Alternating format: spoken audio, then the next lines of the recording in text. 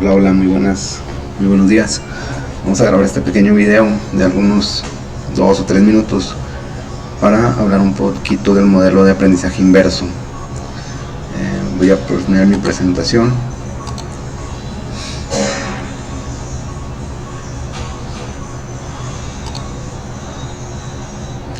Vamos a hablar un poquito del modelo de aprendizaje inverso o flipped learning en inglés, ¿va?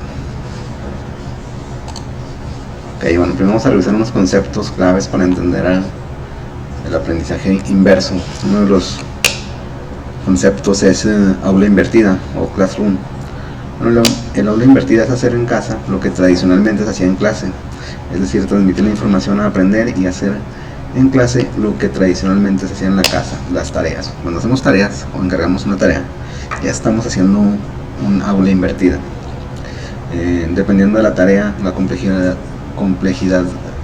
de la tarea y lo que busque, la competencia que busca desarrollar, pues bueno, ya estamos haciendo algo de actividad en casa que podríamos hacer también en la escuela, por eso le llamamos aula invertida. Bueno, el modelo de aprendizaje inverso consiste en crear un nuevo entorno de relación entre el profesor y los alumnos, en el que cambian los roles tradicionales y se invierte el protagonismo, un entorno en el que la vanguardia y la pasividad no son alternativas posibles ni viables, se fomenta el estudio previo a las clases y la actividad en clase. Bueno, el modelo de aprendizaje inverso busca tener alumnos que estén más activos, alumnos que traigan conocimientos previos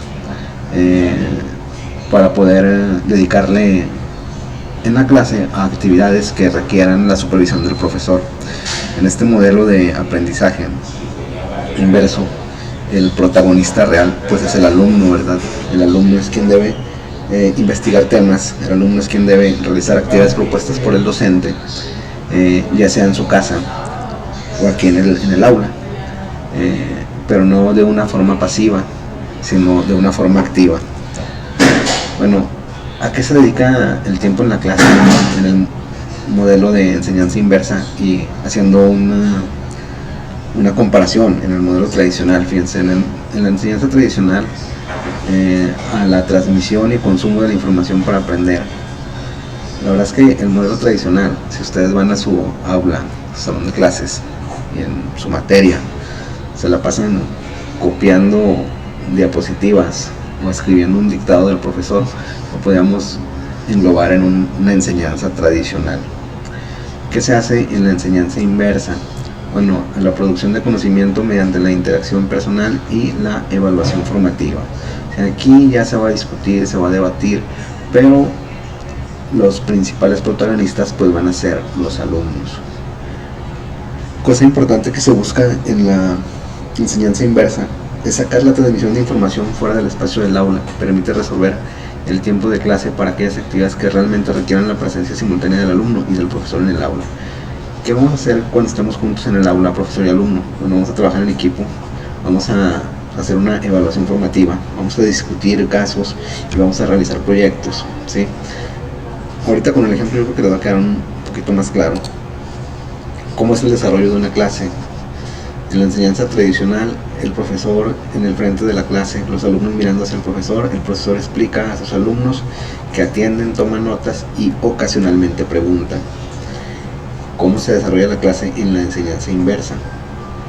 Son los alumnos que piensan, responden, discuten, actúan, observados y supervisados por su profesor. El profesor enseña desplazándose entre los pupitres, observando cómo trabajan sus alumnos y ayudándoles cuando se atascan. Realmente la enseñanza inversa la podemos aplicar siempre y cuando se reúnen las condiciones, que el alumno traiga conocimientos previos. Por ejemplo, si yo estoy dando la materia de cálculo integral y me toca explicar la notación sumatoria, ¿sí? En una sesión vamos a ver la notación sumatoria. Bueno, yo puedo en una diapositiva poner toda la teoría de la notación sumatoria y luego en clase que los alumnos la apunten. Eso se le consideraría un modelo tradicional de enseñanza, ¿verdad? El alumno va a tomar notas, vamos a hacer alguna explicación. ¿Qué pasa si esa parte teórica se la dejamos al alumno para que la estudie en casa? Y aquí en el aula hacemos una práctica con la notación sumatoria, desarrollamos algunos ejemplos explicados por el profesor o explicados por algún alumno, ¿sí? Entonces eso es lo que busca la enseñanza inversa, que se puedan sacar cosas del aula donde no es necesario que esté el profesor, y las verdaderamente necesarias que el profesor tenga que interactuar pues se realicen en la clase. Okay, ¿qué cambia con el estudio previo y su comprobación vía online? Los alumnos vienen a clase mejor preparados y con dudas en sus cabezas. El profesor conoce mejor las problemáticas, comprensiones y las concepciones erróneas de los alumnos.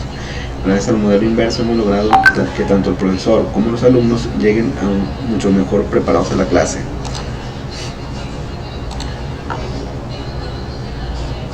La debilidad más importante del flipping learning o método inverso es que este método da más trabajo a los profesores. Pues claro, tienes que preparar actividades que realmente se puedan realizar fuera del aula. Para lograr que sea eficaz hay que asegurarse de que los alumnos estudien antes de las clases, y esto, aunque se haga con suma eficiencia, también requiere trabajo adicional por parte del profesor. El flipping learning no es el modelo de enseñanza más adecuado para los profesores que acostumbran la ley del mínimo esfuerzo. Es muy fácil no salirnos de la enseñanza tradicional. Es muy fácil llegar a tu clase como profesor y poner a tus alumnos a copiar diapositivas y luego explicar uno o dos temas frente a pizarrón, y ahí se va a acabar tu clase, ¿verdad? Vas a consumir tu hora y al siguiente día igual, y al siguiente. Y los alumnos se van a convertir como en receptores de esa explicación que tú estás dando. Entonces, si el profesor no quiere salirse de ese modelo tradicional, pues sí le va a costar mucho empezar a involucrarse en el método inverso. Bueno, aquí son fortalezas y debilidades del modelo. Saca la transmisión de la información a aprender fuera del tiempo de la clase, estimula los estudios continuos de los alumnos, personaliza la asignación de la información a las necesidades de cada alumno, favorece la autorregulación del alumno, su aprendizaje autónomo, línea de tiempo de clase para realizar actividades protagonizadas por los alumnos, libera tiempo de clase para realizar actividades protagonizadas por los alumnos, libera tiempo de clase para realizar evaluación formativa y proporcionar un feedback. Las debilidades: da más trabajo a los profesores, requiere el trabajo continuo de los profesores.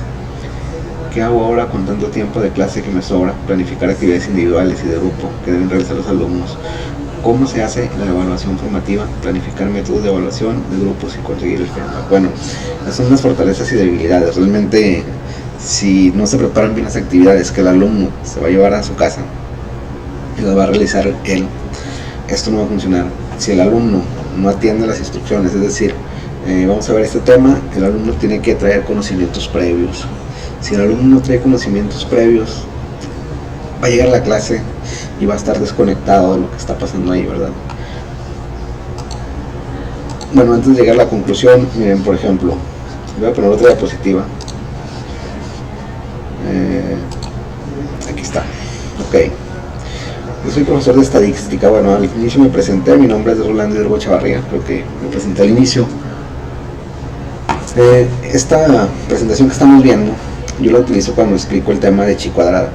Entonces, empiezo con la teoría de qué es la prueba de chi cuadrada. Si se fijan, pues es mucho texto.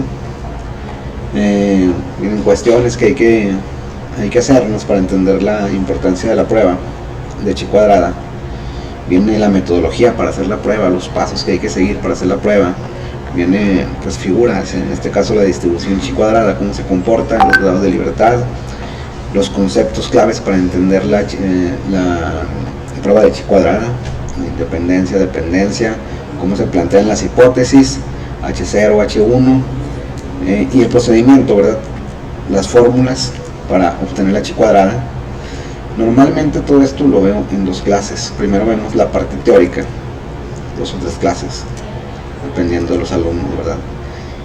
Anotan las fórmulas, pues, explicamos las fórmulas y luego vemos un ejemplo, ¿sí? Desarrollamos el ejemplo a mano, ya sea en el Pintarrón o en algún software, puede ser Minitab. Ok, bueno, entonces el aula invertida o inversa me dice, ¿sabes qué? Toda esta parte de teoría, dáselas a los alumnos y que ellos la estudien. Si el alumno no comprende alguno de estos conceptos, pues él tiene que investigar más a fondo, ¿verdad? ¿Qué es la frecuencia observada? Bueno, si no lo entiende con el ejemplo que viene aquí, que investigue un poquito más, y para investigar un poco más, pues realmente ahorita ya tiene muchos medios, tiene internet, tiene bastantes medios como investigar un poquito más. Entonces el método inverso dice: dale esto al alumno, dile los conocimientos previos que necesita estudiar, y tú dedícate en clase a resolver este ejemplo. Y a lo mejor no lo expliques tú, ponlo en el pintarrón y que los alumnos empiecen a resolver. Si ves, cuando hagas la supervisión, de que algún alumno se siente perdido, bueno, pues le puedes empezar a ayudar haciendo la conexión de su conocimiento previo con el nuevo conocimiento, y de esta forma se va a avanzar al aula invertida. En el caso de que los alumnos pues no atiendan, que no tengan conocimientos previos, esto no se va a poder realizar.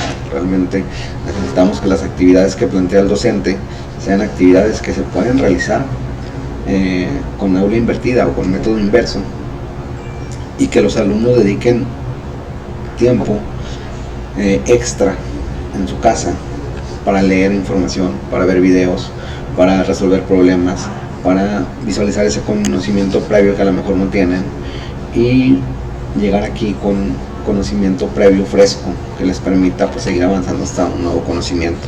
Bueno, hasta aquí lo vamos a dejar en el video. Espero que me haya dado a entender.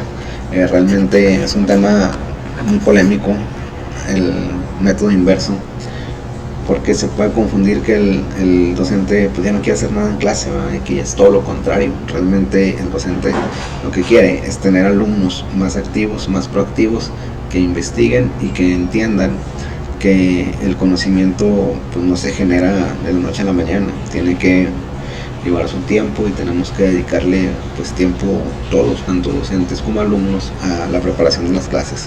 Muchísimas gracias.